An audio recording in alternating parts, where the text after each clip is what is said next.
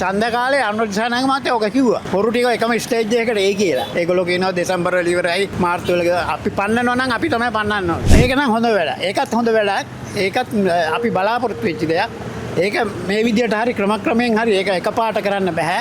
මොකද පාතාලේ ඉන්න මිනිස්සු මෙහෙ නෙවෙයි ඉන්නේ.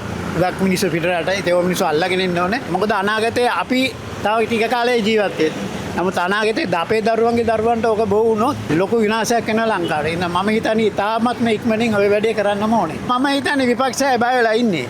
මොකද කැරකිලා Tamante ඉද කියන එක ඒගොල්ලෝගෙන් බලාපොරොත්තුවක් තියෙනවා. ඉතින් කොහොම හරි ඒගොල්ලන්ට අවශ්‍යතාවයක් ඇති මේක නවත්තන්න. මම හිතන්නේ ඒගොල්ලෝ දැනට බය වෙලා කෑ ගහනවා මේ ඕක ඔතනින් නවත්තන්න කියන එක විතරයි. ඒගොල්ලෝගේ බලාපොරොත්තු. ඒක නිසා තමයි ඕව එච්චර ගණන් ගන්න ඕනේ නැහැ.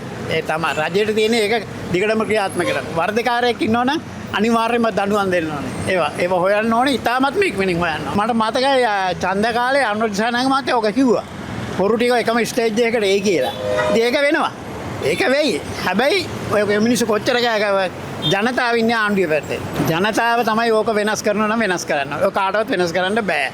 ඒගොල්ලෝ කියනවා දෙසැම්බර් වල ඉවරයි මාර්තු වල අපි පන්නනවා නම් අපි තමයි පන්නන්න ඕනේ. ඒක අපි කරන්නේ නැහැ. අපි ඒගොල්ලොන්ට අවස්ථාව දෙනවා.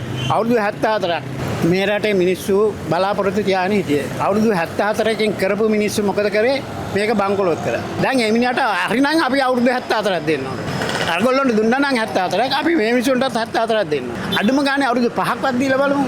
පත් කරෙත් අපි වෙනස් කරනවා නම් ඒක කරන්නේත් අපි. ඔය දේශපාලඥයෝ ඔය නිකන් තැන් වල කුටු ගෑවට ඒගොල්ලොන්ට මේක වෙනස් කරන්න බෑ. අපි බලාපොරොත්තු තියෙන තාම අපේ බලාපොරොත්තු සුන් වෙලා නැහැ. ඒ බලාපොරොත්තු මම හිතනවා අවුරුදු 5 යන ඉස්සෙල්ලා මේ රට හදයි කියලා.